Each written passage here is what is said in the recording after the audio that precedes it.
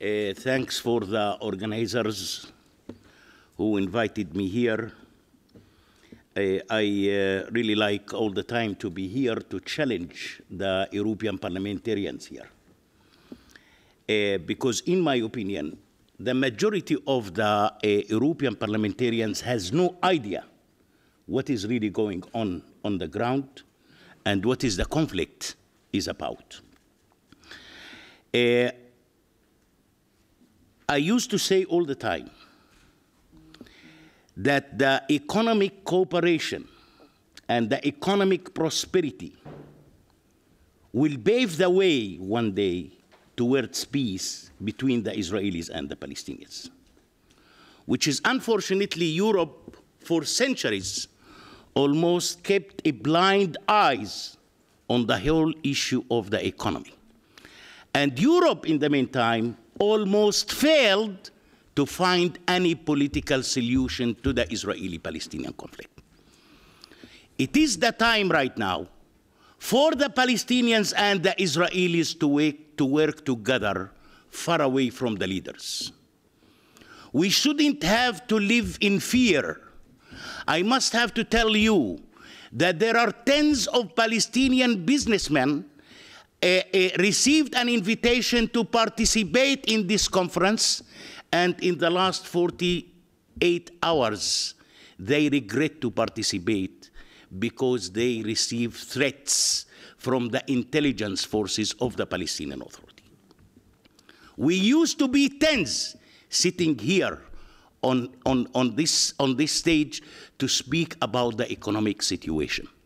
But unfortunately, the Palestinian Authority is trying to fight any kind of cooperation between the Israelis and the Palestinians because the interest of the Palestinian Authority is how to keep the Palestinians suffering. By suffering, only we can rule them.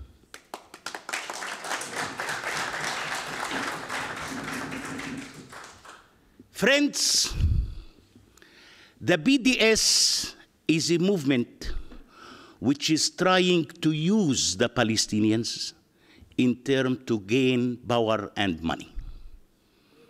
And this is one of the major problems in Europe. Because if Europe tomorrow will cut the funding on the BDS like Trump cut the funding on UNRWA, no BDS will exist in the coming 6 months.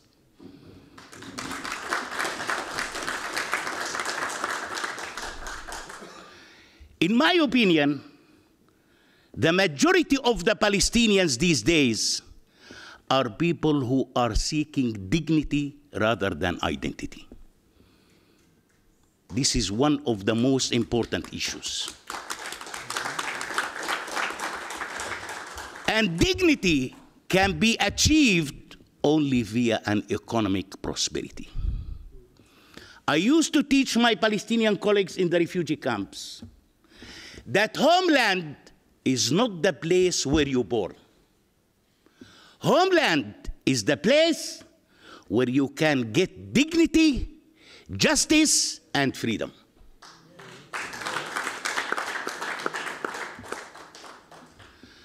So Europe should have to help the Palestinians to put an end for the so-called BDS.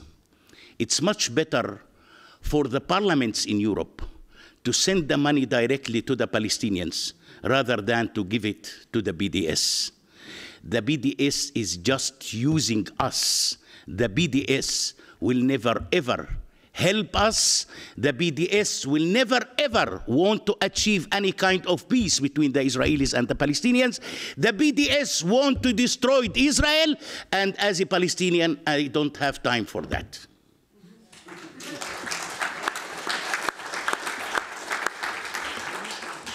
I was in South Africa 3 years ago on the so-called Apartheid Week. And I gave several interviews over there for the media.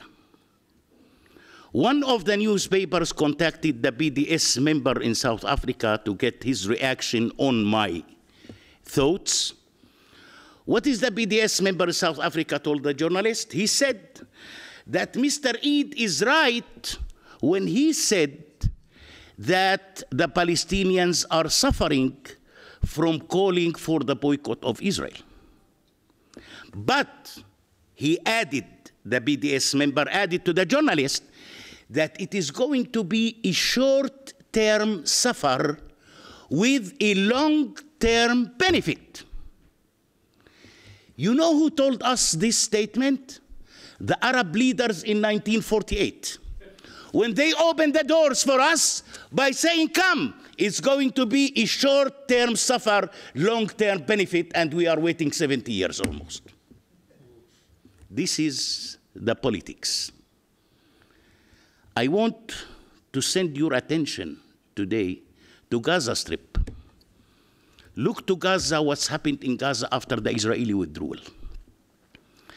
When Ariel Sharon declared on his plan to withdraw from Gaza, the Palestinian leaders start running from one TV channel to another TV channel by saying, if Israel will withdraw, we will make Gaza Singapore.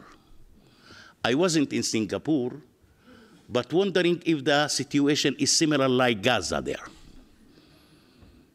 Look what's happened. In my opinion, we the Palestinians almost destroyed in Gaza what remains from the Israelis. And this is the result. Secondly, I would like to congratulate my friends on creating the Chamber of Commerce in the West Bank. Friends, there are so many Palestinians became members on that Chamber of Commerce, and they are supporting such kind Chamber of Commerce. Thank you, Avi, for that. I think that it is a very legitimate way to create more jobs for the Palestinians and to bring more and more economic prosperity for the Palestinians. Thank you, thank you, thank you.